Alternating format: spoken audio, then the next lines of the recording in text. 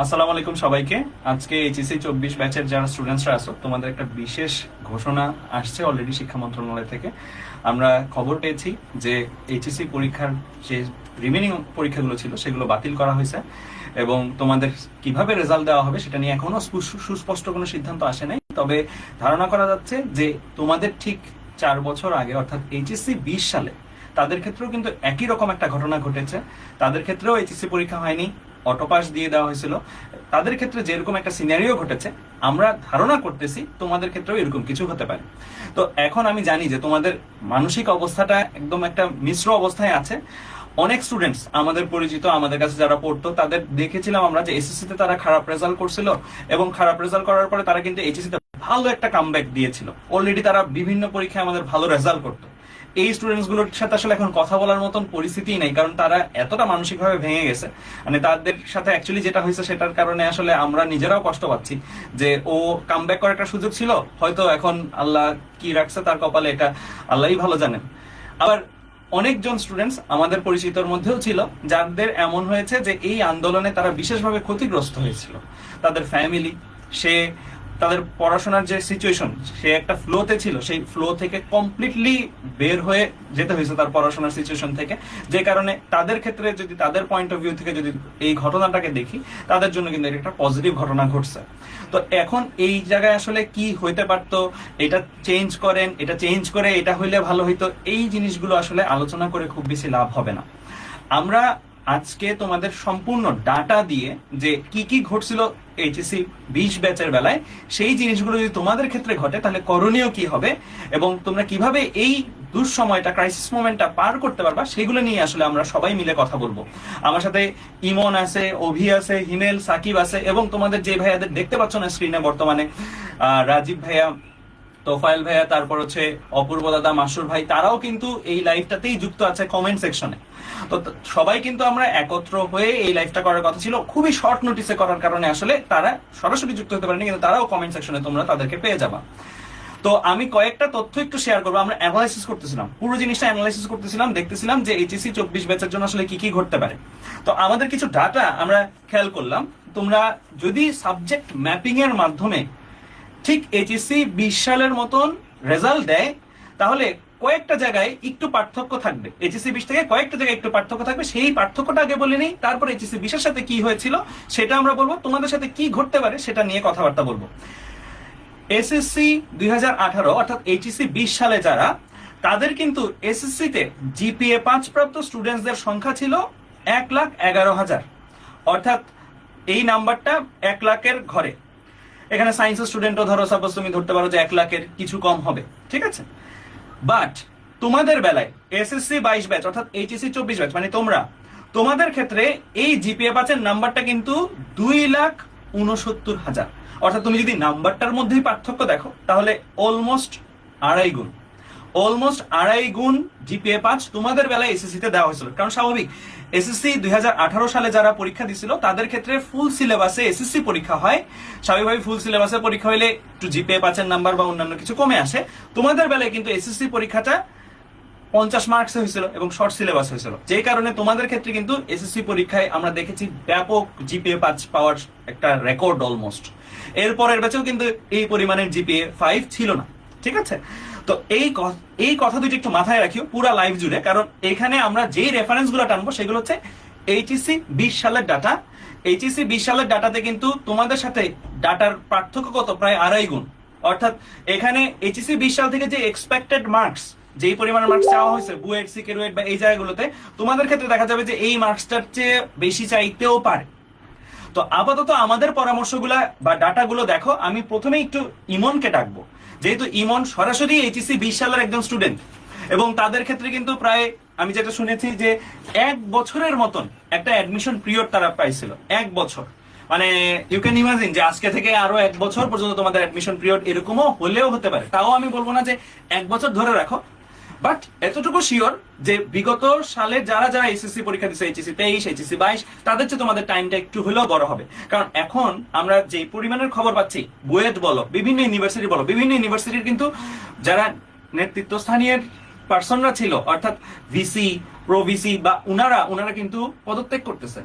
এবং ইউনিভার্সিটি লেভেলেও পুরা যে যারা লিড দিবে বা এই ডিসিশন গুলো হবে যে ইউনিভার্সিটি অ্যাডমিশন টেস্ট কিভাবে হবে, সেই জায়গায় কিন্তু একটা বিরাট পরিবর্তন আসতেছে। এই পরিবর্তনটার কারণেও কিন্তু ধরা যায় তোমাদের বেলায় নর্মাল টাইমে হয়তো এইচএসসি পরে অ্যাডমিশন যে টাইমটা পাইতা সেটা হচ্ছে বড় টাইম পাবো।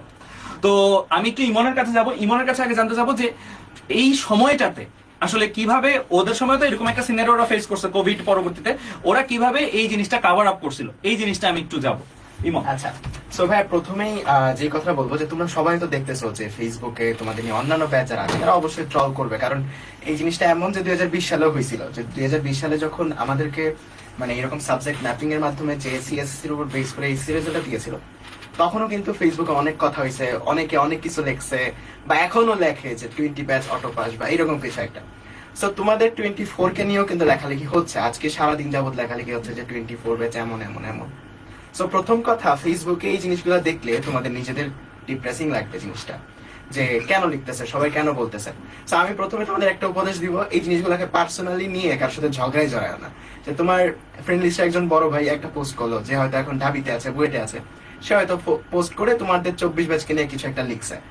সো তুমি এই জিনিসটাকে তোমার পার্সোনাল মনে করে ওই ভাইয়ের সাথে তর্কে জড়াও না, বা মানে ওই ভাইয়ের সাথে তর্ক করিও না। সো এই জিনিসটা তোমাদের এই সোশ্যাল মিডিয়া যখন তোমরা ইউজ করতেছো, ওইটার তরফে আমি বলতে পারি যে এই জিনিসটাকে পার্সোনালি নিও না। যারা ফেসবুকে যে জিনিসগুলো লিখতেছে এটাকে পার্সোনালি নিও না, কারণ এটা যখনই তুমি পার্সোনালি নিবা তখনই নিজের কাছে খারাপ লাগবে। আরেকটা ব্যাপার হচ্ছে যে অনেকে এইচএসসির আগে থেকে অ্যাডমিশনের প্রিপারেশন নাও বা অ্যাডমিশনের পড়াশোনা কিভাবে শুরু করবো এই জিনিসগুলো জানতে চাচ্ছিলা কয়েকদিন আগে থেকে, কিন্তু একটা জিনিস একদম শিওর, সেটা হচ্ছে যখন তোমার মাথার উপরে এইচএসসির একটা চাপ থাকে, ওই মোমেন্টে তুমি এই অ্যাডমিশনকে টার্গেট করে পড়তে পারবে না। তোমাকে সবসময় একটা লক্ষ্য স্থির করতে হবে, ওই লক্ষ্য স্থির করার আগ পর্যন্ত তুমি কখনো ওই জিনিসটাই ফোকাস করতে পারবে না। তো তোমাদের মাথা থেকে আমি যদি বলি যে আজকে যেই সিদ্ধান্তটা আসছে, একটা অন্তত চিন্তা মাথা থেকে সরছে, সেটা হচ্ছে যে তোমাদের এখন টার্গেটটা যে ওই জায়গাতে অ্যাডমিশনের যে জায়গাতে তোমাদের টার্গেটটা নেওয়া উচিত, ওই টার্গেটটা নিতে তোমাদের হেল্প করবে। অ্যান্ড যখন তোমার কাছে মনে হবে যে না, আমাকে এই জায়গায় যেতে হবে, এই জায়গার জন্য পড়তে হবে, আমি যে এতদিন পড়াশোনাটা করছি ওটা ওই জায়গায় যাওয়ার জন্য, সো ওই টার্গেটটা যতদিন তোমার ভিতরে না আসবে, যতদিন তোমার ভিতরে ওই স্প্রিয়াটা না আসবে, ততদিন পর্যন্ত আসলে অ্যাডমিশনের পড়াশোনা হয় না। তুমি যতই কোয়েশ্চেন ব্যাংক করো, যতই অ্যাডমিশনের ক্লাস করো, কিন্তু অ্যাডমিশনের প্রকৃত পড়ার পূর্ব শর্তই হচ্ছে যে তোমার মনের মধ্যে ওই চাওয়াটা লাগবে যে আমার ওই জায়গাতে যাওয়া লাগবে বা ওই জায়গাতে চান্স পাওয়া লাগবে। সো এখন যে সময়টা, এখন এই সময়টা হচ্ছে যে তোমাদের ওই যে চাওয়াটা, ওই আকাঙ্ক্ষাটা তৈরি করারই সময়। তুমি যেই জায়গায় যেতে চাও সেটা এখনই সিলেক্ট করতে হবে, যে তুমি কি মেডিকেলে যেতে চাও, নাকি ইউনিভার্সিটিতে যেতে চাও, নাকি ইঞ্জিনিয়ারিং সেগমেন্টে যেতে চাও। এখন এটা সিলেক্ট করার ক্ষেত্রে তোমাদেরকে কিন্তু এখন তোমাদের এসএসসি রেজাল্টের উপর অনেক কিছু ডিপেন্ড করতেছে, কারণ তোমাদের এসএসসি রেজাল্টের উপর ম্যাপিং করেই কিন্তু তোমাদের এইচএসসি রেজাল্টটা দিতে পারে। সো হ্যাঁ, জেএসসি আর এসএসসি এই দুইটার উপর বেস করেই কিন্তু তোমাদের যে এইচএসসি রেজাল্টটা সেটা কিন্তু আসতে পারে। সো এই ফ্যাক্টরগুলোর উপর বেস করে কিন্তু তোমার টার্গেটটা আগে সেট করতে হবে, কারণ টার্গেট সেট করার আগ পর্যন্ত অ্যাডমিশনের প্রিপারেশনটা এত গোছানো ভাবে নেওয়া যায় না। অ্যাডমিশনের প্রিপারেশনটা নিতে হলে পূর্ব শর্তটা হচ্ছে নিজের মধ্যেও এই চাওয়াটা থাকা লাগবে। তুমি খাও দাও, তুমি মুভি দেখো, তুমি ইউটিউব দেখো, সবখানেই তোমার একটা চিন্তা থাকা লাগবে যে না, আমাকে ওই জায়গায় যেতে হবে, বা ওই জিনিসগুলাই তোমার সামনে ঘুরে ফিরে আসে। আমারও ক্ষেত্রে দেখা গেছে যে আমাদের অ্যাডমিশন পিরিয়ডটা অনেক লম্বা হওয়ার কারণে অনেক কেসে যে জিনিসটা হয়তো যে ইউটিউবে যে হয়তো বুয়েটের ভিডিও দেখতাম, ডিওর ভিডিও দেখতাম, সো এই ভিডিওগুলা বা এই জিনিসগুলা নিজেকে অনেক বেশি ইন্সপায়ার করে যে না, আমাকে এই জায়গায় যেতে হবে। সো আমি বলবো যে তোমাদের এখন সময়টা হচ্ছে চুজ করার, যে তুমি কোন দিকে যাবা, কোন পথে যাবা। ওই যে আছে না একটা, তোমরা এখন তো অনেক মিম শেয়ার করো যে দুই দিকে দুইটা রাস্তা চলে যায়। সো ওই মোমেন্টটা হচ্ছে এখন, এখন তোমাকে ডিসাইড করতে হবে। অ্যান্ড এই ডিসিশনের জন্যই কিন্তু এই লাইফটা, যে তোমাদের ডিসিশনটা নেওয়া যেন সহজ হয় এই ডেটাগুলো ইউজ করে। সো হ্যাঁ, আচ্ছা, তো আমরা সরাসরি ডাটাগুলোতে চলে যাব। আমাদের সাথে অলরেডি রিজভি, তৌহিদ, শুভ এবং মাসুর ভাইও জয়েন করছে। সো আমরা একটু ডাটাগুলোতে চলে যাব। অভি, রেজাল্টটা একটু কিভাবে কাউন্টার বলে দিন। হ্যাঁ। জেএসসি 25%। আচ্ছা, আর আরেকটা জিনিস যেটা তোমাদের আরেকটা জানার জন্য, যে এইচএসসি 20 সালে যাদের অটো পাস দেওয়া হয়েছিল তাদের ক্ষেত্রে এইচএসসি রেজাল্টটা কিভাবে আসছিল, তাদের জেএসসি তে যে জিপিএটা তারা পেয়েছিল সেটাকে 25%, সেটা থেকে 25% নেওয়া হয়েছে, এবং এসএসসির যে জিপিএটা সেটা থেকে 75% নেওয়া হয়েছে। অর্থাৎ এসএসসি এবং জেএসসি এই দুইটার রেজাল্ট কম্বাইন করে এইচএসসি রেজাল্ট কিন্তু দেওয়া হয়েছিল এইচএসসি 20 সালে। তো তোমাদের ক্ষেত্রে যদি সেটাই ফলো করে, আমরা কিন্তু কেউ শিওর না কি হবে, বাট যদি সেটাই ফলো করে তাহলে এই মার্কসটা তোমরা নিজেদের মার্কস একটু ক্যালকুলেট করে নিবা, এবং ক্যালকুলেট করে যে আমরা এখন এইচএসসি 20 এর কিছু ডাটা দেখাবো, সেই ডাটাতে তুমি কোন জোনে পড়ো সেই জোনটা বাছাই করে তুমি এখন টার্গেটটা সামনের দিকে নিয়ে যাবো। অভি, আমরা কন্টিনিউ করি। ইমন, তো তোমাদের এখন যে পরীক্ষাগুলো হয়নি সেই পরীক্ষাগুলো কি সাবজেক্ট ম্যাপিং হবে, সেটা কি শুধু এসএসসির উপর হবে নাকি জেএসসির উপর হবে, এটা কিন্তু এখনো ফিক্স না। তো আমরা যে কথাগুলো বলতেছি এটা হচ্ছে আমাদের একটা অ্যাজাম্পশন, যে বিগত বছরে যেহেতু লাস্ট 2020 ব্যাচে সাবজেক্ট ম্যাপিং অনুসারে রেজাল্ট দেওয়া হয়েছিল, তো সেইটার অনুসারে আমরা একটা অ্যাজাম্পশন তোমাদের কাছে তুলে ধরতেছি যাতে তোমাদের ডিসিশন নিতে সুবিধা হয়। তো যেহেতু তোমাদের অলরেডি কয়েকটা পরীক্ষা হয়ে গেছে, বাংলা, ইংরেজি, আইসিটি এবং ফিজিক্স পরীক্ষা হয়ে গেছে, আবার সিলেট বোর্ডে শুধু ফিজিক্স পরীক্ষা হয়েছে, তো তোমাদের ক্ষেত্রে আসলে সাবজেক্ট ম্যাপিং হইলে যে শুধু যেই পরীক্ষাগুলো বাতিল হয়েছে সেটা হইতে পারে, অথবা যে এইগুলা সহ, মানে জিনিসটা হচ্ছে কি আমরা পুরাটাই একটা অ্যাজাম্পশনের উপর তোমাদেরকে জাস্ট ডাটাগুলো দেখাবো যাতে তোমাদের ডিসিশন নিতে সুবিধা হয়। কিন্তু এই কোনোটাই কিন্তু এক্স্যাক্টলি একদম 100% একুরেট না, এটা তোমরা নিজেরাও জানো। তো শুরুতেই যারা ইঞ্জিনিয়ারিং ক্যান্ডিডেট, আমি শুরুতে বলবো তোমাদের রিজভিত হয়ে শুভ ভাইয়াও তোমাদের ব্যাপারে বলবে যে মেডিকেল যাদের টার্গেট তাদের তো আসলে শুধু জিপিএ 5 থাকলেই আসলে আর চিন্তা করার কোনো কারণ থাকে না। এসএসসি এইচএসসি দুইটা জিপিএ 5 থাকলে সুন্দর মতো আর কোনো নাম্বার কাটা যাচ্ছে না। কিন্তু সবচেয়ে বেশি চিন্তার মধ্যে আছে যারা ইঞ্জিনিয়ারিং অ্যাসপিরেন্ট। তো তোমার যদি ইঞ্জিনিয়ারিং টার্গেট থেকে থাকে, মেইনলি দুইটা সার্কুলার ফোকাস করে তোমরা আগাইতে পারো, একটা হচ্ছে বুয়েট আর একটা হচ্ছে সিকিউরিট। কারণ আইইউটি, এমআইএসটি, বুটেক্স এগুলা সার্কুলার অনেক সময় একটু এদিক সেদিক হয়, দেখা যায় যে অনেকে বুয়েটে পরীক্ষা দিতে পারতেছে কিন্তু বুটেক্সে পারে নাই, কারণ ওখানে পরীক্ষা কিন্তু লিমিটেড স্টুডেন্টরা অ্যাটেন্ড করতে পারে। তো তোমার যদি টার্গেট ইঞ্জিনিয়ারিং হয়, তুমি বুয়েট এবং সিকিউরিট এই দুইটার সার্কুলার দেখো, ভালো মতো বোঝো, তারপর সেই অনুযায়ী তোমার নাম্বার কত আসতে পারে সেটার দেখে ডিসিশন নিও। তো শুরুতে আমি যদি 2020 ব্যাচ তাদের বুয়েট সার্কুলারটা দেখি, তো তাদের বুয়েটের সার্কুলার ছিল এসএসসিতে যাদের, খেয়াল করে দেখো, পিসিএমই মানে ফিজিক্স, কেমিস্ট্রি, ম্যাথ মিলে যারা 300-তে 270-এর বেশি পাইছিল তারা অ্যাপ্লাই করতে পারছিল, এবং সেখান থেকে 24,000 স্টুডেন্ট প্রিলি পরীক্ষার জন্য সিলেক্ট হয়েছিল। তো দেখা গেছিল কি যে অ্যাপ্লাই করছে 270 প্রাপ্ত সবাই, কিন্তু তাও কিন্তু সবাই পরীক্ষা দিতে পারে নাই। এই 270 প্লাস প্রাপ্ত স্টুডেন্টও ছিল 24,000-এর বেশি, দেখা গেছে অ্যাপ্লাই করতে পারছে কিন্তু প্রিলির জন্য সিলেক্টেড হয়নি। তো এইবার যেহেতু তোমাদের, মানে আমি বলবো যে তুমি এটা দেখো, মিনিমাম এটা হচ্ছে আমার মনে হয় 24 ব্যাচে, যেহেতু তোমরা এসএসসি 22 ব্যাচ, অপার অলরেডি বললো যে তোমাদের কিন্তু ফুল নাম্বারে এসএসসি পরীক্ষা হয় নাই। তো তোমাদের ক্ষেত্রে কিন্তু দেখা যাবে কি যে 2020 ব্যাচে যেই পরিমাণ নাম্বার আসছিল এসএসসি তে, সেই অনুযায়ী ম্যাপিং করার পরে এইচএসসি তে ওরা যে নাম্বার পাইছে তার চাইতে তোমাদের কিন্তু নাম্বারটা আরো বেশি থাকবে। ইনফ্যাক্ট এই এসএসসি তে 2000, মানে এসএসসি তে 270 পাইছিল, এরকম কাউন্টও কিন্তু আমার মনে হয় 20-এর চাইতে 24-এ অনেক বেশি থাকবে। কাজেই এই নাম্বারটা বেশি লাগতে পারে, কম লাগার কিন্তু পসিবিলিটি কম। অলরেডি কিছু কমেন্ট আসতেছিল তোমাদের থেকেই, যে তোমরাই বলতেছিল আর কি, একটা কমেন্ট একটা ছেলে যে বলতেছিল যে ভাই আমাদের ব্যাচে দেখবেন 270-এরও বেশি লাগবে, আমাদের ব্যাচে 290 পাইছে 15,000-এর মতন, মানে সে একটা ডাটা দিল আর কি, এরকম একটা ডাটা। তো এই নাম্বারটা আমরা ধরে নিচ্ছি আপাতত, এটা হচ্ছে একদম লোয়েস্ট, মানে এটা আমাদের মনে হচ্ছে এটা লাগবেই আর কি, মানে এটা চাওয়ার সম্ভাবনাটাই বেশি। তো যাক, অভি কন্টিনিউ করো। তো 300-তে 270 প্লাস প্রাপ্তরা সবাই অ্যাপ্লাই করতে পারছিল, এবং সেখান থেকে 24,000 স্টুডেন্ট প্রিলি পরীক্ষার জন্য সিলেক্টেড হয়েছিল। তারপরে তো প্রিলি অ্যাটেন্ড করার পর সেখান থেকে 6,000 জন রিটার্নের জন্য সিলেক্টেড হয়েছিল। বাট এইবার সিনারিওটা একটু ডিফারেন্ট, কেন সবগুলা বোর্ডে কিন্তু ফিজিক্স পরীক্ষা হয়ে গেছে। তো এখন যদি ফিজিক্স পরীক্ষাটা এইবার এইচএসসি পরীক্ষাটা থেকেই টানে, তাহলে বাকি থাকতেছে কি শুধু ম্যাথ এবং কেমিস্ট্রি। তো সেই ক্ষেত্রে কিন্তু আসলে এভারেজে, মানে পজিটিভ নেগেটিভ দুইটা মিলে দেখা যাবে যে এভারেজ হয়ে যাবে। তো আশা করা যায় যে মোটামুটি, আবার এখানে তো এসএসসি তে পিসিএম ছিল 3টা সাবজেক্ট 300 নাম্বার, বাট ফিজিক্স কিন্তু হয়ে গেছে অলরেডি 200 নাম্বারের পরীক্ষা। তো সেই ক্ষেত্রে আমার মনে হয় এইবার এসএসসি তে কাউন্ট না করে এইটা অনুযায়ী ম্যাপিং করে যদি এইচএসসি রেজাল্ট দেয়, তাহলে শুধু এইচএসসি টাই টানবে। সেই ক্ষেত্রে তোমরা ধরতে পারো কেমিস্ট্রি আর ম্যাথ মিলে 400, সেটা এসএসসি তে কত আছে তুমি দেখো, ওটাকে দ্বিগুণ করো, কারণ ওখানে তো কেমিস্ট্রি, ম্যাথ বা হায়ার ম্যাথ। আরেকটা জিনিস, বুয়েটে কিন্তু হায়ার ম্যাথটা কাউন্ট করে। তো তুমি এসএসসি পরীক্ষায় তোমার যে প্রাপ্ত নাম্বার, সেটা হায়ার ম্যাথে কত নাম্বার সেটা তুমি কাউন্ট করো। আর একটা ব্যাপার হচ্ছে, তারপরে ওই যে বললাম যে 600-র মধ্যে ওইভাবে 90% যদি থাকে, তাহলে অন এন এভারেজ তুমি আশা রাখতে পারো, এবং আমার মনে হয় যে ইঞ্জিনিয়ারিং প্রিপারেশন টার্গেট রাখতে পারো। এটা আমার আর মোট কথা এখানে আরেকটা জিনিস বোঝার যে বুয়েটে কিন্তু এখন পর্যন্ত সর্বোচ্চ সংখ্যক প্রিলিতে ডাকছে এইচএসসি 20 সালেই, এবং সেই নাম্বারটা হচ্ছে 24,000। এর চেয়ে বেশি কিন্তু এখন পর্যন্ত কখনোই প্রিলিতে এত বেশি সংখ্যক স্টুডেন্ট ডাকে নাই। এর পরের বারগুলো থেকে তুমি দেখবা যে 18,000 জন করে ডাকছে। মোদ্দা কথা হচ্ছে প্রথম 24,000 জনের মধ্যে তুমি আসো কিনা, এইচএসসি রেজাল্ট ফিজিক্স কেমিস্ট্রি ম্যাথে প্রথম 24,000 জনের মধ্যে তুমি আসো কিনা, এইটা হচ্ছে ফ্যাক্ট।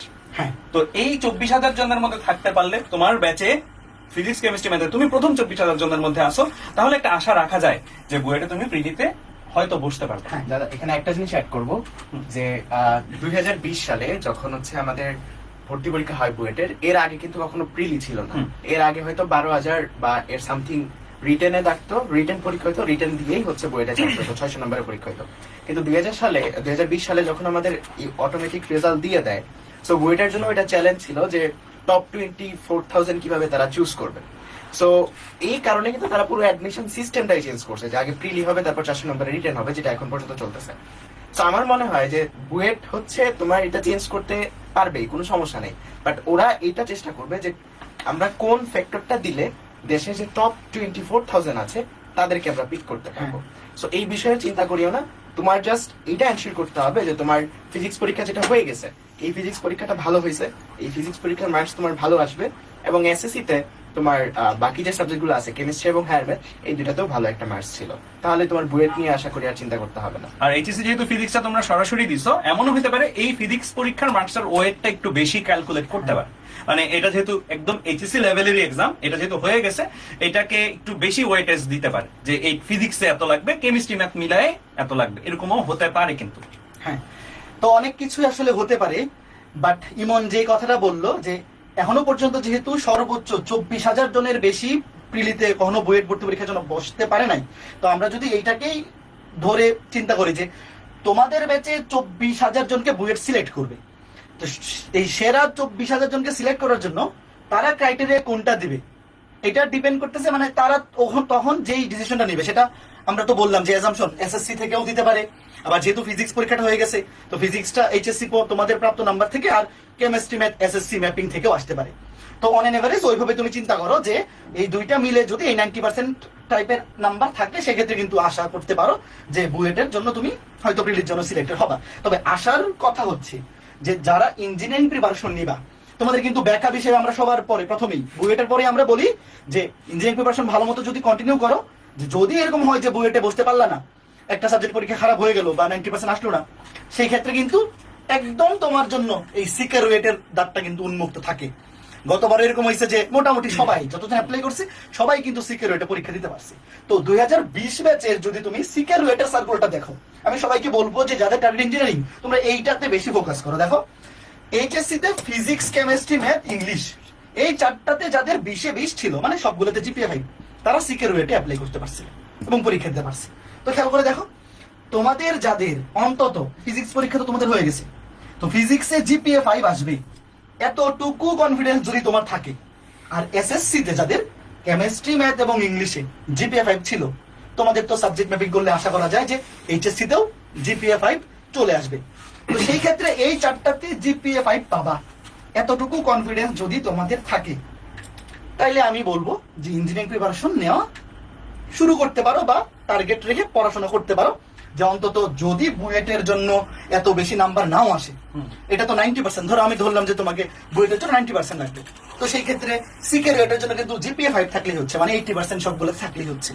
তো আমি সবাইকে বলবো যে এই সিকের ওয়েটেরটা তুমি যদি একটু ফলো করে আগাও, যে ভাইয়া আমার ফিজিক্স পরীক্ষা ভালো হয়েছে, আশা করতেছি জিপিএ 5 আসবে, এবং কেমিস্ট্রি ম্যাথ ইংলিশে এসএসসি তে জিপিএ 5 ছিল বা সাবজেক্ট ম্যাপিং এ, আর সরি ইংলিশ পরীক্ষা হয়ে গেছে, ইংলিশ কিন্তু আবার সিলেক্ট বোর্ডে হয়নি। তাও আমি বলবো যে যাদের ইংলিশ হয়ে গেছে, তোমরা, আমার মনে হয় না যে যেহেতু এবার ইংলিশ একটা দোটানা আছে যে কিছু বোর্ডে হয়েছে কিছু বোর্ডে হয় নাই, এগুলো কিন্তু প্রত্যেক বোর্ডে মানে প্রত্যেকবার চেঞ্জ করে। তো যারা এই সার্কুলার গুলো তৈরি করেন ওরাও তো জানেন যে একটা বোর্ডে ইংলিশ হয় না, বাকিগুলো বোর্ডে ইংলিশ হয়েছে, তো সেক্ষেত্রে ইংলিশ ছাড়াও কিন্তু সার্কুলার আসতে পারে। কাজেই যাদের ইংলিশ ভালো হয়েছে বা এসএসসি তে জিপিএ আছে, তোমরা তো টেনশন ফ্রি। আর যাদের একটু খারাপ হয়েছে, তোমরাও কিন্তু ইংরেজিতে অনেক সময় জিপিএ 5 চায় না, এরকমও কিন্তু গতবারও কিন্তু চায় না, গতবার শুধুমাত্র 3.5 বা 4 হলেই অ্যাপ্লাই করা গেছে। তো এটা কিন্তু দেখো একটু রিস্ক ফ্রি প্রিপারেশন। তো আমি তোমাদেরকে একটা কথাই বলবো যে যারা ইঞ্জিনিয়ারিং টার্গেট নিয়ে পড়ার প্ল্যান ছিল, অন্তত যদি ফিজিক্স, কেমিস্ট্রি, ম্যাথ, ইংলিশ এই চারটাতে তোমার জিপিএ 5 আসবে, সেটা সাবজেক্ট ম্যাপিং করেই হোক বা ফিজিক্স পরীক্ষা যে হয়ে গেছে বা ইংলিশ পরীক্ষা যে হয়ে গেছে, এই তোমার এই দুইটা পরীক্ষায় প্রাপ্ত নাম্বার কেমন হইতে পারে এতটুকু তো তুমি আইডিয়া করতে পারো। যদি জিপিএ 5 থাকে তাহলে নির্দ্বিধায় সিকিউরিয়েট বা ইঞ্জিনিয়ারিং প্রিপারেশন নেওয়া স্টার্ট করতে পারো। আবার ইঞ্জিনিয়ারিং প্রিপারেশন নেওয়ার ক্ষেত্রে আমি আরেকটা কথা বলবো, তারপর বাকি ভাইদের কাছে চলে যাবো, যে আসলে এখানে কনফিউশন তো দুইটার মধ্যেই, যে ইঞ্জিনিয়ারিং নাকি ভার্সিটি, তাই তো? তো আমার মনে হয় তোমরা এখন থেকে, যদি যাদের আসলে ইঞ্জিনিয়ারিং ইচ্ছা ছিল, আগে থেকে ইচ্ছা নাই, এখন জোর করে তো আসার দরকার নেই, বাট ভাইয়া আমার ইঞ্জিনিয়ারিং করার ইচ্ছা ছিল, বাট আমার রেজাল্ট এসএসসি তে একটু খারাপ বা ফিজিক্স পরীক্ষাটা একটু খারাপ হয়ে গেছে, 50-50 চান্স জিপিএ 5 আসতে পারে, নাও আসতে পারে। তো আমি তোমাদেরকে অন্তত বলবো যে এইবার যেহেতু তোমাদের অ্যাডমিশন পিরিয়ডটা একটু লম্বা হওয়ার চান্স আছে, যে অন্তত গত মানে নর্মালি 4 মাস বা যেই সময়টা পায়, তোমাদের হয়তো এটা 6 মাস হইতে পারে।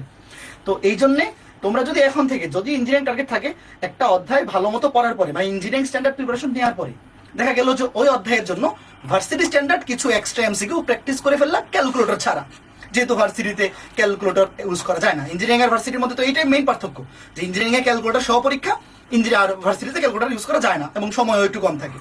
তো সেই ক্ষেত্রে একটা অধ্যায় ভালো মতো প্রিপারেশন নেওয়ার পরে যদি খালি এটা মাথায় রাখো যে ভার্সিটির জন্য এই অধ্যায়টা আমি ক্যালকুলেটর ছাড়া একটু বেশি এমসিকিউ প্র্যাকটিস করে রাখি, তাইলে কিন্তু আসলে প্রিপারেশন তো অন এভারেজ সেমই, তোমার তো আহামরি আলাদা কিছু না। তো আর মোটামুটি বোঝাই যাচ্ছে যে এবার তোমরা সময় বেশি পাবা। সো একটা অ্যাডমিশন প্রিপারেশন কিন্তু নিতে অ্যাকচুয়ালি 3.5 মাস 3 মাসের বেশি সময় লাগে না।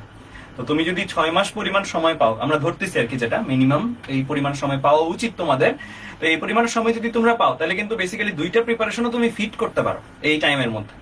সো আর ইঞ্জিনিয়ারিং প্রিপারেশন যদি কেউ নাও, ধরো সাপোজ কারো একটু কম আছে, ইঞ্জিনিয়ারিং প্রিপারেশনই নিবা, তারপরে তুমি ডিটারমাইন ভাই ইঞ্জিনিয়ারিং প্রিপারেশন, কারণ এখানে এমন না যে আমরা যেটা বলছি সেটাই ঘটবে তোমাদের ব্যাচের বেলায়। এমনও হইতে পারে যে তোমার এটা থেকে কম ছিল, আবার ক্রাইটেরিয়াও এমন ভাবে সেট করলো বুয়েট বা ইউনিভার্সিটি গুলা যে তোমার ক্রাইটেরিয়া স্যাটিসফাইড, তুমি যে পজিশনটাই বা যে পরিমাণ মার্কস সেটা স্যাটিসফাইড, তখন কিন্তু আবার এই আজকের লাইভ দেখে যদি ইঞ্জিনিয়ারিং প্রিপারেশন ছেড়ে দাও সেটাও কিন্তু একটা ভুল হবে। তো আমি বলবো এই বছরের জন্য সময় যেহেতু বেশি পাচ্ছ তোমরা, তোমার ইঞ্জিনিয়ারিং আর ভার্সিটি দুইটা প্রিপারেশন একসাথে নেওয়ার সক্ষমতা বা সুযোগ আছে। আর ইঞ্জিনিয়ারিং একটা সাবজেক্ট, বিশেষ করে ফিজিক্স, কেমিস্ট্রি, ম্যাথের একটা সাবজেক্ট, একটা চ্যাপ্টার তুমি যদি পড়ো, ওই চ্যাপ্টারটা কিন্তু ভার্সিটিতে পড়তে তোমার অ্যাকচুয়ালি সময়ই লাগবে না। মানে তুমি যদি দেখো নিজে একটা ইঞ্জিনিয়ারিং ফিজিক্সের একটা চ্যাপ্টার পড়লা, তারপরে তুমি ভার্সিটির জন্য ওই ফিজিক্সের চ্যাপ্টারটা যখন দেখবা, তোমার কাছে লিটারেলি মানে ক্লাসটার ডিউরেশন যতক্ষণ, তার চেয়েও অর্ধেক সময় তোমার শেষ হয়ে যাওয়ার মতন ব্যাপার স্যাপার থাকবে ওখানে। খালি কিছু একটা এক্সট্রা প্র্যাকটিস করতে হবে, আর ওই এক্সট্রা প্র্যাকটিসের জন্য যতটুকু টাইম দরকার ছিল সেই টাইম ইনশাল্লাহ এবার তোমরা পাবা। তো এই জিনিসটা মাথায় রাখিও। যদি কোনো কারণে এটা থেকে কমও থাকে, তারপরও যদি লক্ষ্য থাকে যে আমি ইঞ্জিনিয়ারিং পড়বো, আমি বলবো ভাইয়া তুমি দুইটা প্রিপারেশনই নাও, দুইটা প্রিপারেশনই এবার কন্টিনিউ করো। দুইটা প্রিপারেশন শুধুমাত্র তাদের জন্য যাদের একদম ইঞ্জিনিয়ারিং প্রিপারেশন নিতেই, মানে ইঞ্জিনিয়ারিং প্রিপারেশনই টার্গেট ছিল, অন্য কোনো জায়গায় তুমি দেখতে না, তারপরও এটা কম, তাদের জন্যই বলতেছি এটা, ঠিক আছে? আর যদি অভিজেটা বললো যদি ইঞ্জিনিয়ারিং টার্গেট না থেকে থাকে এবং এইখানেও মার্কস কম, তাহলে আর নতুন করে ইঞ্জিনিয়ারিং আমি মনে করি আসা দরকার নেই, তোমাদের জন্য ভার্সিটি প্রিপারেশনটাই ওয়ে টু গো। আর মেডিকেল প্রিপারেশন নিয়েও যদি আমরা বলি, তাহলে আমার মনে হয় রিজভি শুভকে আমরা শুভ চলো মেডিকেল নিয়ে আমাদের উদ্দেশ্যে। ওয়েলকাম স্টুডেন্টস, এসিএস এর প্ল্যাটফর্ম থেকে আমার প্রথমবার মতো লাইভে আসা এবং খুব ইম্পর্টেন্ট এবং ক্রুশিয়াল একটা লাইভে আমার ওপেনিং হচ্ছে এসিএস এর সাথে। আমার এই আবেগটুকুকে সরিয়ে রেখে 24-এর দিকে ফোকাস করি। এবং 24-এর প্রথমে তোমরা যারা আমাকে শুনছো, তোমরা আসলে যোদ্ধা, তোমাদেরকে বলতেই হয়। তোমরা হয়তোবা দেখা যায় না এই চোখের যুদ্ধটা, কিন্তু মানসিকভাবে কতখানি যুদ্ধ করেছো, ব্যক্তিগতভাবে ডাক্তার হিসেবে আমি এটা বুঝতে পারি যে তোমাদের মনের উপর দিয়ে কতখানি ঝড় বয়ে গিয়েছে, এটা কেউ বুঝুক না বুঝুক। কিন্তু এখন আসলে আমাদের ফোকাসটাকে ফিট করতে হবে অ্যাডমিশনের দিকে তাকিয়ে। এবং আজকের লাইফটা আসলে আমার মনে হয় যে তোমার সিদ্ধান্ত নেওয়ার একটা লাইফ। আজকে এখানে সব রকমের ভাইয়ারাই আছেন, সব রিলেটেড ব্যাপার নিয়ে কথা হচ্ছে। আজকের লাইফের পরে তোমার একটা ফোকাস ফিক্স হয়ে যাবে এবং সেই ফোকাস অনুযায়ী তুমি প্রিপারেশন নেওয়া শুরু করবা যত দ্রুত সম্ভব। আমার মনে হয় মেডিকেল নিয়ে যারা চিন্তা করো, তাদের মধ্যে এখন দুই শ্রেণীর স্টুডেন্টরা আছো। এক শ্রেণীর স্টুডেন্টরা বেজায় খুশি, কারণ তোমাদের হচ্ছে এই এসএসসি তে বা জিএসসি সব রেজাল্ট ভালো এবং ম্যাথ পরীক্ষা দিতে হচ্ছে না, মোস্ট ইম্পর্টেন্টলি, এটার জন্য তোমরা অনেকে হ্যাপি। আরেক শ্রেণীর স্টুডেন্ট আছে যাদের কথা আমরাও ওদেরকে নিয়ে ভাবছি, আমাকে শুনছো হয়তো বা এরকম, যাদের এসএসসি রেজাল্টটা একটু খারাপ এবং এটার জন্য এইচএসসিটা খারাপ হওয়ার একটা সম্ভাবনা থেকে যায়। ওরা আসলে এখন এই টাইমটাতে সবচেয়ে বাজে সিচুয়েশন ফেস করছো। তো আমি সত্যিকার অর্থে আমি জানি না, দেশটা এখন নতুন করে ঘটছে, এটা আমরা পারবো কিনা জানি না, তবে ডেফিনেটলি আমি তোমাদের কথা দিচ্ছি, আমি আমার জায়গা থেকে এই চেষ্টাটা নিব এই বছর মেডিকেল ভর্তি পরীক্ষার জিপিএ কাউন্টটা যেন একটু ডিফারেন্ট ভাবে বিবেচনা করা হয়। কারণ যদি না করা হয় তাহলে অনেক স্টুডেন্টরা যারা এসএসসিতে খারাপ করেছে, মানে আমরা তো দেখি কলেজে উঠলে অনেক উত্থান পতন ঘটে, আপনারাও বোধহয় ভাই আমার সাথে একমত হবেন। স্কুলে একটা বাচ্চা খারাপ করেছে বলে সে কলেজেও খারাপ করে এরকম না, কিন্তু তো যেই বাচ্চাটা কলেজে এ প্লাস পেতো সেই বাচ্চাটা এখন কলেজে দেখা যাচ্ছে যে 4.8 বা 7 পেয়ে যাচ্ছে, এখানে তার 6-7 নাম্বার কেটে যাচ্ছে। তো এইভাবে কাউন্ট করলে আসলে দেখা যায় অনেকের স্বপ্ন ভাঙে। আমরা তোমাদের শিক্ষক হিসেবে আমাদের জায়গা থেকে এই ব্যাপারটা নিয়ে চেষ্টা করব, আমাদের উপর ভরসা রাখো, কিন্তু কি ঘটবে আমরা জানি না। হোয়াট এভার ইট ইজ, তোমার টার্গেট যদি হয় মেডিকেল, আমি বলবো যে প্ল্যান বি হিসেবে তুমি ভার্সিটিকেও সাথে রাখো। অপর ভাই যেটা বললেন, ভার্সিটিতে এবার বা মেডিকেল অ্যাডমিশন টেস্টের সময়টা বেশি পাওয়ার সম্ভাবনা আছে, কারণ তোমার এইচএসসি হওয়ার যে সময়টা ছিল এটা কিন্তু তোমার জন্য এখন অ্যাডমিশনের সময় হয়ে গেছে, এটা তোমার টোটালি বোনাস টাইম, তাই না? তো আমরা মেডিকেলের জন্য কি করতে পারি, আমার মনে হয় আজকের লাইভের পরে সিদ্ধান্ত নেওয়া জরুরি যে আমি কোন দিকে আমার ফোকাসটা ফিক্স করব, মেডিকেল, ভার্সিটি অথবা ইঞ্জিনিয়ারিং। এরপর আমার হচ্ছে ফোকাস ফিক্সড হয়ে গেল, এরপর হচ্ছে আমি কাদের সাথে বা কোথায় প্রিপারেশনটা নিব। এইটা নিয়েও দেখা যায় যে অনেকে তুমি 1 সপ্তাহ 2 সপ্তাহ কালক্ষেপণ করো যে কোথায় ভর্তি হবো কি করব। আমি মনে করি যে এটা 2-3 দিনে তুমি নিজে যাচাই করে সবার কাছ থেকে শুনো, ডিসিশনটা তুমি নাও, জয়েন করো, এবং সবাই এখন অ্যাডমিশনের জন্য ক্লাসগুলো শুরু করবে। আমি তোমাদের সাথে ভার্সিটি ব্যাচে থাকবো এসিএস এর, সেখানে ইনশাল্লাহ আমিও তোমাদের বায়োলজি নিয়ে তোমাদের ক্লাস নিব ইনশাল্লাহ। তো সিদ্ধান্তগুলো নিয়ে ফেলে ক্লাস শুরু করে দিতে হবে, কারণ আমরা যতই তোমাদের বলি তুমি পড়ার টেবিলে গিয়ে বসো, পড়তে বসো, এই মানে খালি কথাগুলো তো অনেক সময় চিরে ভিজে না। যখন একটা ব্যাচে ভর্তি হও, দায়িত্ব বোধ আসে, টাকা দিয়ে ভর্তি হও, আলাদা করে একটা মোটিভেশন আসে, এবং এইটা এখন খুব জরুরি। কারণ আমি জানি পড়ার টেবিলের সাথে তোমাদের অধিকাংশের জংকার ধরে গেছে, ওইখানে বসো না অনেকদিন তোমরা, তাই না? কিন্তু মাইন্ডসেটটা আজকে রাতের মধ্যেই চেঞ্জ করে ফেলবে ইনশাল্লাহ। তো মেডিকেল নিয়ে যদি তোমরা অনেকেই থাকতে পারো যারা জানো না, মেডিকেলের পুরনো হিসাবটা এরকমই ছিল, জিপিএ এর উপর 200 মার্কস। Can you imagine? মানে জিপিএ সবচেয়ে বেশি ইম্পর্টেন্ট মেডিকেলের জন্যই, আর মেডিকেল ভর্তি পরীক্ষা হয় 100 মার্কসের। এখন এইখানে দেখা যায় যে এসএসসি জিপিএ একটু কম থাকলে হ্যাম্পার হয় না, বাট এইচএসসি জিপিএ যদি কম হয়ে যায় তখন নাম্বার অনেক বেশি কমে যায়, কারণ এইচএসসি জিপিএ কে আমরা 25 দিয়ে গুণ করে কাউন্ট করি। ব্যাপার যেটা হলো, আমরা দেখি মেডিকেলে চান্স পাওয়ার জন্য, মানে একটা যদি স্ট্যান্ডার্ড নাম্বার আমি তোমাকে বলি তাহলে এটা 70+। তুমি যদি মেডিকেল ভর্তি পরীক্ষায় 70+ মার্ক তুলো তাহলে দেখা যায় যে চান্স পাওয়া পসিবল হয়ে দাঁড়ায়। তো 70+ মার্ক পাওয়া আসলে একদিনে তোমার পক্ষে তোমার সম্ভব হবে না। প্রথম দিকের পরীক্ষাগুলোতে প্রচন্ড ভাঙা গড়ার খেলা চলবে, তুমি দেখবা প্রথম দিকে তোমার নাম্বার উঠছেই না, তুমি ভাববা তোমাকে দিয়ে কখনো হবে না, কিন্তু হালটা ধরে রাখলে দেখবা একদিন তুমি 70+, 80+ নাম্বার কিন্তু চলে আসছো, বুঝছো? স্টার্টিং এ সবাই অনেক মোটিভেশন নিয়ে শুরু করে, আমাদের ক্লাসগুলোতেও দেখি ধুমধুমার উপস্থিতি, কিন্তু যতই ক্লাস আগায় দেখি স্টুডেন্টের সংখ্যা ঝরে পড়তে থাকে, স্টুডেন্টের সংখ্যা কমতে থাকে।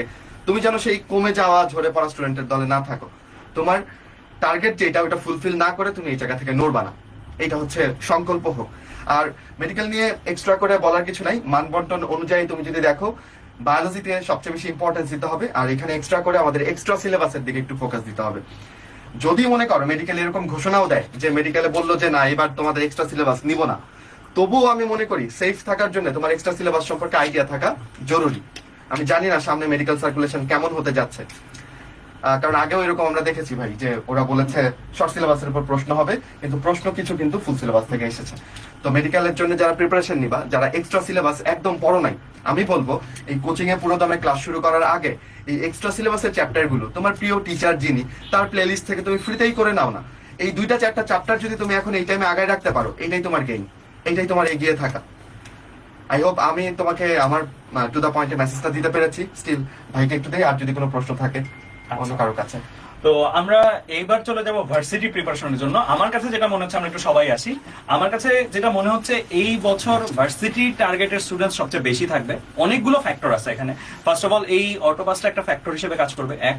2 নম্বরে আরো কয়েকটা জিনিস যেটা, সেটা হচ্ছে যে এবার যে ঢাবি মধ্য দিয়ে যে আন্দোলনটা হলো, এবং সেটার কারণেও আমি যেটা দেখতে পাচ্ছি স্টুডেন্টসদের মাইন্ডসেট যে ভাইয়া আমি ঢাবিটা আমার মানে ড্রিম ইউনিভার্সিটি এখন। মানে অনেকের ড্রিমও চেঞ্জ হয়েছে এই রিসেন্ট টাইমে, এই বাংলাদেশের যে ঘটনাগুলো ঘটার পরে। তো ভার্সিটি প্রিপারেশন নিয়ে আমি প্রথমে একটু সাকিবের কাছে যাব, যে এইবার ভার্সিটি প্রিপারেশন নিয়ে আসলে প্ল্যানটা কি হওয়া উচিত স্টুডেন্টসদের। কারণ যেহেতু স্টুডেন্টসরা মোটামুটি একটা লম্বা সময় পাবে, এই লম্বা সময়ে অনেকজন উপরে উঠে যাবে, অনেকজন নিচে নেমে যাবে, কিভাবে তারা কাভার আপ করবে আসলে এই পুরো ব্যাপারটা? আচ্ছা, আমি যদি 2020 সালের কথা বলি, এইচএসসি 2020 যারা ভার্সিটি প্রিপারেশন নিয়েছিল, ওরা টোটাল 13 মাস সময় পাইছিল ভার্সিটি প্রিপারেশনের জন্য, অর্থাৎ 1 বছর 1 মাস। যদিও এইবার এত সময় পাবে না, বাট ধরে নিতে পারি মিনিমাম 7 থেকে 8 মাস সময় পাবা তোমরা ভার্সিটি প্রিপারেশনের জন্য। কারণ 6 মাসের আগে কোনোভাবেই পরীক্ষা নেওয়া সম্ভব না, কারণ বিশ্ববিদ্যালয়ের যে এখন যে পরিস্থিতি, একটা বিশাল সংস্কারের মধ্যে দিয়ে যাচ্ছে। এরপরে নতুন ভিসি স্যার আসবে, নতুন উপাচার্য আসবে, নতুন কমিটি আসবে, দেন তারা সিলেক্ট করবে পরীক্ষা পদ্ধতি, দেন তারপরে গিয়ে পরীক্ষাটা হবে। সো যারা ভার্সিটির জন্য প্রিপারেশন নিবে, আমি মনে করি হচ্ছে তাদের জন্য সবচেয়ে সেফ ওয়ে যে ভার্সিটির প্রিপারেশন নেওয়া, কারণ লম্বা সময় ধরে প্রিপারেশন নিতে পারবে এবং খুবই রিল্যাক্স ভাবে। কারণ দেখবা আগে ইঞ্জিনিয়ারিং পরীক্ষা হয়ে যাবে, আগে মেডিকেল পরীক্ষা হয়ে যাবে, তারপরে ঢাবির পরীক্ষাটা হবে। এন্ড এই পরীক্ষাগুলোতে ইঞ্জিনিয়ারিং যারা প্রিপারেশন নিবে বা মেডিকেল যারা প্রিপারেশন নিবে, অনেকেরই ভার্সিটি প্রিপারেশন নেওয়ার জন্য সুযোগ হবে। অর্থাৎ যদি ইঞ্জিনিয়ারিং এ বা মেডিকেলে তোমার আশানুরূপ রেজাল্ট না হয়, তুমি কিন্তু কাম ব্যাক করতে পারবা। সো ভার্সিটি প্রিপারেশন নেওয়াটা সবচেয়ে সেফ চয়েস হবে। আর এইবার আমরা প্ল্যান করতেছি যে আমাদের ক্লাসগুলোতেও যেন পরিবর্তন আনা যায়, কারণ আমাদের আগের ক্লাসগুলোতে দেখা গেত এমসিকিউ রিটেন একসাথেই হইতো। সো এইবার হচ্ছে আমরা একটা ডাবল মডেলের প্ল্যান করতেছি, যেন এমসিকিউ গুলো আলাদা লাইভ ক্লাসে নেওয়া যায় আর রিটেনের জন্য রেকর্ডেড ওয়েতে দেওয়া যায়, যেন ফার্স্ট টাইম আর সেকেন্ড টাইমার যারা আছে সবাই যেন হচ্ছে সমানভাবে উপকৃত হয়। আর তোমাদের উদ্দেশ্যে এখন আমি একটা কিছু বলবো, এইচএসসি 24 ব্যাচ সবাই গাইডলাইন দিচ্ছে, ইঞ্জিনিয়ারিং প্রিপারেশনের জন্য নিতে বলতেছে, মেডিকেলের জন্য নিতে বলতেছে, ভার্সিটির জন্য নিতে বলতেছে। আমি বলবো আগামী 2টা সপ্তাহ তুমি একটু বিশ্রাম নাও, কারণ তোমাদের বিশ্রামটা বেশি জরুরি। কারণ অনেক চাপ তোমাদের মাথায়, অনেক দুশ্চিন্তায় যখন একটা মানুষ থাকে কখনোই সুস্থ অবস্থায় থাকতে পারে না। তো 2টা সপ্তাহ তোমরা একটু বিশ্রাম নাও, দরকার হয় পড়ালেখা কিচ্ছু করার দরকার নেই, 2টা সপ্তাহ নিজেকে সময় দাও, নিজেকে নিয়ে ভাবো কি করবা না করবা। কারণ এই যে এখন হচ্ছে মাথা গরম একটা অবস্থা, আর মাথা গরম অবস্থায় কোনো ডিসিশনই ভালো হয় না। এখন তোমার এক্সাইটমেন্টটা অনেক বেশি, কি করব না করব, অনেক দুশ্চিন্তা। আর একটু সময় যেতে দাও, তারা জানাক কিভাবে তারা রেজাল্টটা রেডি করবে। কারণ রেজাল্ট হইতেও আমি মনে করি প্রায় 1.5 থেকে 2 মাস লাগবে। 1 মাসের ভিতরে মানে তাদের সাথে যতটুকু কথা বলে জানা গেছে যে রেজাল্টের প্রক্রিয়াটা চলতেছে এবং তারা এখনো সিদ্ধান্তই নেয় নাই যে কোন ওয়েতে রেজাল্টটা দিবে। সো রেজাল্ট দিতে ধরে নাও 2 মাস, 2 মাসের পরে তারপরে আরো 1-1.5 মাস পরে বিশ্ববিদ্যালয়গুলো সার্কুলার দিবে। তো তোমার কাছে ইনাফ টাইম আছে, মিনিমাম 2 সপ্তাহ না হলে 1 সপ্তাহ একটু নিজেকে টাইম দাও, রিল্যাক্স হও, একটু পজ দিয়ে তুমি যদি স্টার্ট করো, ফ্রেশ ভাবে স্টার্ট করো, দেখবে যে কোনো কিছুতেই তুমি ভালো লাগা কাজ করতেছে। ইঞ্জিনিয়ারিং প্রিপারেশন নিলে ওইটার পড়ালেখা করতেও ভালো লাগা কাজ করতেছে, মেডিকেল নাও ভার্সিটি নাও, দেখো নিজেরই ভালো লাগবে। বাট এখন যদি হুট করে কালকে থেকে শুরু করে দাও, দেখবে এক রেজাল্টের টেনশন, কি হবে কি হবে না, কিচ্ছুই হবে না, আউটপুট ভালো আসবে না। সো একটু নিজেকে সময় দাও, বা কোনো ফ্রেন্ড অসুস্থ থাকলে তার খোঁজ খবর নাও, দেখবা একটু মেন্টালি পিস পাবা, তারপরে তুমি আস্তে ধীরে শুরু করো। এটা হচ্ছে আমার একটা রিকোয়েস্ট থাকবে। আর আমাদের যে ব্যাচগুলো আসবে সেইগুলো নিয়ে হচ্ছে তোমাদের তো আপডেট দিবই আমরা, সো সেটা নিয়ে টেনশন করার কোনো কারণ নেই। আচ্ছা, তো মোটামুটি সাকিব বললো ধীরে সুস্থ সিদ্ধান্ত নেওয়ার, এটা আসলে আমাদের সবারই পরামর্শ, আমরা সবাই শেষে এসে এটাই বলতাম। কারণ এখন এই মুহূর্তে আমি তো বললামই যে এবার একটা জিনিস মোটামুটি নিশ্চিত, সেটা হচ্ছে একটু সময় পাবা তোমরা অ্যাডমিশনের জন্য। তো যেহেতু সময় আছে, সো খুব বেশি প্যানিক করা দরকার নেই, আজকেই এখন রাতে পড়ার টেবিলে বসে যেতে হবে এমন না। তোমরা যেটা করবা সেটা হচ্ছে যে সিদ্ধান্ত নাও, 2-3 দিন সময় নিয়েও যদি সিদ্ধান্ত নাও, সিদ্ধান্তটা যদি ভালো হয়, এটা ইভেন্চুয়ালি তোমাকে অনেক বেশি হেল্প করবে। আর আমি কয়েকটা কথা বলবো, তারপরে আমি মাসুর ভাইয়ের কাছে চলে যাব। তো অনেকেই ভাবতেছো যে ভাইয়া এরকম কেন হইলো, আমাদের ব্যাচের সাথেই কেন এরকম।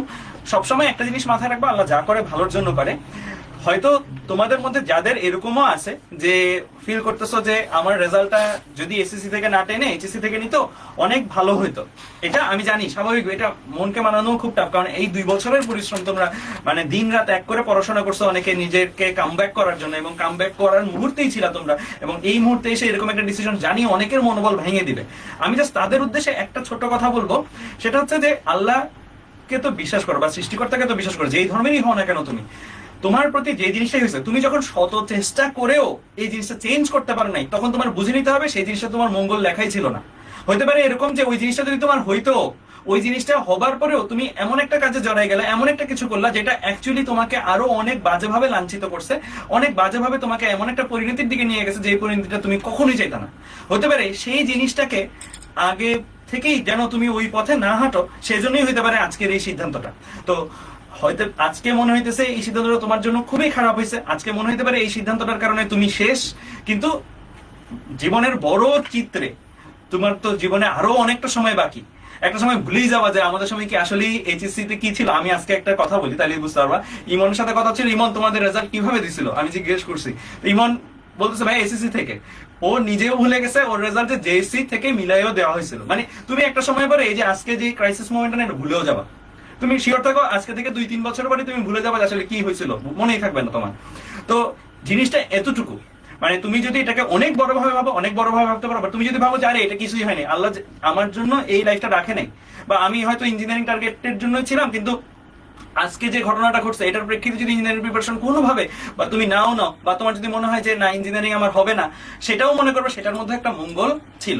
তুমি একটা এক্সাম্পল দেখলেই বুঝতে পারবা যে আবরারের ঘটনাটা তো মোটামুটি সবাই জানো, আবরার বইতে ছিল, এবং মানে একটা আবরারকে যারা হত্যা করছেন তারা বেশিরভাগই আমাদের ব্যাচমেট ছিল, বেশিরভাগই মানে 15 ব্যাচে ছিল আমরা, বেশিরভাগই আমাদের ব্যাচমেট ছিল। তো এই যে যারা ছিল ব্যাচমেট, যারা এখন বর্তমানে ফাঁসির আসামি, হয়তো কিছুদিন পরে কার্যকরও হয়ে যাবে, তাদের পয়েন্ট অফ ভিউ থেকে ভাবো, তাদেরকে যদি আরেকবার সুযোগ দেওয়া হয়তো বুয়েট অ্যাডমিশনে এক্সাম দেওয়ার, তারা হয়তো বুয়েট অ্যাডমিশন এক্সামে বসতোই না। কারণ এই বুয়েট অ্যাডমিশন টেস্টে আসার পরেই সে বিভিন্নভাবে বিভিন্ন অসৎ চক্রের সাথে মিশে সে এমন একটা পর্যায়ে চলে গেছে যে তাই সে এখন ফাঁসির আসামি। তো তুমি এইভাবেও চিন্তা করতে পারো জীবনটাকে, যে সবসময় যে তুমি একটা বেস্ট প্লেসে গেলে, বেস্ট ইউনিভার্সিটিতে গেলে তোমার জন্য একটা বেস্ট লাইফ ওয়েট করতেছে, জিনিসটা কিন্তু মোটেও এমন না। এমন হতে পারে যে ওই বেস্ট ইউনিভার্সিটিতেই তোমার জন্য মানে তোমাকে আসামি করে বের করবে, এরকম একটা প্রসেস ওখানে থাকতে পারে, যেই প্রসেসটা থেকে তোমাকে হয়তো সৃষ্টিকর্তা সরাইতে চাচ্ছেন, এবং সৃষ্টিকর্তা সরাইতে যাওয়ার জন্য তোমার প্রতি এই ঘটনাটা নিয়ে আসছেন। তো এই জিনিসটা মাথায় রাখবা যে দুশ্চিন্তা বা হতাশ হওয়ার কিছু নাই। যেটা তুমি শত চেষ্টা করেও পাও নাই সেটা তোমার ছিলই না, সেটা তোমার জন্য মঙ্গলেরই ছিল না। তো আমি এখন মাসুর ভাইয়ের কাছে চলে যাবো। মাসুর ভাই আপনি যদি কিছু বলতেন। খুব সুন্দর করে অপার এত সুন্দর করে গুছায় জিনিসগুলো বলছে। আসলে আমাদের সবার কথাই একই রকম, যে মানে আমরা আসলে যেই জিনিসটা আসলে অনেক চেষ্টা করি, আমরা সাময়িক সময় ওই জিনিসটা না পেলে আসলে মন খারাপ হয়। কিন্তু একটা জিনিস মনে রাখবা, যে পরিশ্রমী যারা হয় তাদের সব সময় অতীতের থেকে তাদের ভবিষ্যৎটা অনেক সুন্দর হয়। আর তোমরা এখন যারা যে অবস্থাতেই আসো, তোমাদের আসলে অ্যাডাপ্ট করা আসলে সব যে কোনো কিছুতেই যে যত সুন্দরভাবে এখন অ্যাডাপ্ট করে ফেলতে পারবা, তাদের জন্য সামনের জার্নিটা আসলে তত বেশি সুন্দর হবে। এবং যেটার উপরে তোমার হাত নাই, যেটার উপরে তোমার কোনো কন্ট্রোল নাই, যেটা তুমি চাইলেও চেঞ্জ করতে পারবা না, সেইটার উপরে ফোকাস না রেখে বরং ওইটার দিকে ফোকাস করো যেটাতে তুমি কোনো একটা ইনপুট দিলে আউটপুট আসতে পারে। তো তোমার টার্গেট থাকতে হবে যেটা আমার উপরে আরোপিত হয়েছে, যেটার উপরে আমার কোনো হাত নাই, আমি এগুলা নিয়ে কমপ্লেন করব না, আমি এগুলা নিয়ে বেশি চিন্তা করব না, আমার ফোকাসটা নষ্ট করব না, বরং আমার সামনে এখন আমার নিজের পক্ষে যা কিছু করা সম্ভব আমি সেইগুলাতে ডেডিকেটেডলি ফোকাস করব। তোমরা অনেকে এখানে আসো যারা আইবিএ নিয়েও জানতে চাচ্ছ, এবং তোমাদের অ্যাডমিশনের অন্যান্য যেই ইঞ্জিনিয়ারিং ভার্সিটি মেডিকেলের ব্যাপারগুলো আছে সেগুলো নিয়ে আমি জাস্ট দুইটা কথা বলি। একটা হচ্ছে, যত যেই প্রিপারেশনই তুমি নাও না কেন, তুমি দেখবা এইচএসসির যা পড়া অ্যাডমিশনের পড়া কিন্তু আলাদা কিছু না। অ্যাডমিশনের পড়া আর এইচএসসির পড়া একই জিনিস, সেম কনসেপ্ট, সেম সিলেবাস। তুমি এখানে নতুন কোনো কনসেপ্ট আমদানি করতে হবে না। তো আলটিমেটলি জিনিসটা হচ্ছে প্র্যাকটিসের উপরে। তো এর জন্য যারা কার জন্য কোনটা টার্গেট করলে ভালো হয় এটা অলরেডি অপার সুন্দর করে বলছে। তো তোমরা 2 দিন সময় নাও, সময় নিয়ে একটা টার্গেট সেট করো এবং সেই অনুযায়ী তোমরা আসলে প্রিপারেশন নাও। এখন দেখো, অ্যাডাপ্টেবিলিটির কথা যদি বলি, তাইলে আমাকে ওই যে ধরো মানে ক্রিকেটের সাথে যদি একটু এক্সাম্পল দেই, অনেকটা জিনিসটা ওই 4 নাম্বার ব্যাটসম্যানের মতন। 4 নাম্বার ব্যাটসম্যান একটা টি-20 ম্যাচে সে কিন্তু জানে না যে তাকে কি 2 নাম্বার ওভারে নেমে ইনিংস বিল্ড আপ করতে হবে, নাকি 18 বা 19 নাম্বার ওভারে এসে তাকে স্লগিং খেলতে হবে। তো তার প্রিপারেশন বা প্র্যাকটিস কিন্তু আসলে একই রকম থাকে। তার প্রিপারেশন প্র্যাকটিসে বিভিন্নভাবে কিন্তু নিজেকে তৈরি করে রাখে, এবং দিন শেষে সে যেই সিনারিওতেই পড়ুক না কেন সেটার সাথে নিজেকে ও অ্যাডাপ্ট করে নেয়। তো তোমার বিষয়টাও আসলে এখন সেভাবেই যাইতে হবে। যদি মনে হয় যে ভাই আমি 2টারই প্রিপারেশন নিব ইঞ্জিনিয়ারিং ভার্সিটি, তাহলে 2টার জন্যই আগাও, কারণ যেহেতু হাতে অপশন আছে, সময় আছে, এবং আসলে অনেকটাই অনিশ্চিত অনেক কিছুই। তো সেই জন্য যেহেতু সিনারিওগুলো আলাদা, সেই জন্য যে কোনো 2টার প্রিপারেশন রাখাটাও আসলে এই বছরের জন্য আমাদের আমাদের সবার কাছেই মনে হয় জিনিসটা নর্মাল। আর আইবি এর জন্য যদি ছোট করে বলতে চাই যে আইবি এর কথা অনেকেই জানতে চাইছো এখানে, তোমাদের আইবি এর যে প্রিপারেশনটা এটা কিন্তু আসলে ওই ইন্টারমিডিয়েটে কি পড়াশোনা করছো তার উপরে কোনো কিছুই না। আইবিএ তে যে ম্যাথ আসে সেগুলো ক্লাস 9-10 এর ম্যাথ, যে ইংলিশ আসে সেগুলো তোমরা 12 বছর ধরে পড়ে আসছো, আর অ্যানালিটিক্যাল আসে এগুলো আসলে কমন সেন্স। তো সায়েন্সের অনেক স্টুডেন্টরাই মানে যদি আমি সিটের কথা বলি 120টা সিটের মধ্যে দেখা যায় মানে 70-80 জনই আসলে সায়েন্স ব্যাকগ্রাউন্ড থেকেই আসে। তো এটার জন্য তোমরা চাইলে রাখতে পারো যে হলো মেডিকেল প্লাস আইবিএ বা ইঞ্জিনিয়ারিং প্লাস আইবিএ, এরকম প্রিপারেশন আসলে ব্যাকআপ হিসেবে রাখতে পারো। তো যেহেতু এখন তোমাদের সময়টা একটু টাফ যাচ্ছে, সাকিব যেটা বললো ওর কথা ধরেই বলতে চাই যে হাতে 2-1 দিন সময় নাও, তোমরা কিছুদিন সময় নিয়ে একদম রিল্যাক্স থাকো এবং তারপরে আস্তে আস্তে কোনটার দিকে টার্গেট করছো সেই অনুযায়ী নিজেকে তৈরি করা শুরু করো। ঠিক আছে, হিমেল। তো সব বলে দিছে, আমার আসলে কিছু বলার নাই। তো আমি একটাই কথাই বলবো যে ঠান্ডা আমাদের মানে ডিসিশনটা নাও, তার ওর দরকার নেই। এই ডিসিশনের উপরে তোমার কিন্তু অনেক কিছু নির্ভর করতেছে, তোমার লাইফে তুমি কোনটায় যাবা না যাবা। তো এইটাই আর কি। হ্যাঁ, আচ্ছা, তো আমরা মোটামুটি সবাই সবকিছু বললাম, সবাই একটু চলে আসি, আমাদের লাইভটাও শেষ করে দিব আমরা। তো তোমাদের 24 ব্যাচের যে সিনারিওটা, এই সিনারিওটা আমরা পুরোটাই অবজার্ভ করলাম। সত্যি কথা, এই সিনারিওটা অবজার্ভ করে আমাদের যেটা মনে হয়েছে 24 ব্যাচের স্টুডেন্টসরা সবচেয়ে ভালনারেবল মাইন্ডের মধ্য দিয়ে প্রিপারেশন নিচ্ছে এবং প্রিপারেশন নিবে সামনের টাইমটাও। মানে তাদের অনিশ্চয়তার ব্যাপারটা অন্য সকল ব্যাচ থেকে আলাদা। মানে 24 ব্যাচ যেই পরিমাণের ইনডিসিশনে ভোগার সম্ভাবনা আছে, কারণ এখনই রুটিন দেওয়া হচ্ছে, এখনই রুটিনটা বাতিল হচ্ছে, এখনই পরীক্ষা হবে, এখনই শর্ট সিলেবাসে শর্ট নাম্বারে মানবন্টনের পরীক্ষা হবে, এখনই আবার পরীক্ষা হবে না। মানে আমি ফিল করতে পারতেছি, এটা আমরা টিচার হয়েও যেটা ফিল করতেছি, তোমাদের জায়গায় থাকলে সেই জায়গায় সত্যি কথা মানে প্যানিকড হয়ে অবস্থা খারাপ হয়ে যাওয়ার কথা। তো তোমাদের এই অনিশ্চয়তাটা দূর করাইতেও আমাদের টিচারদের কাজ।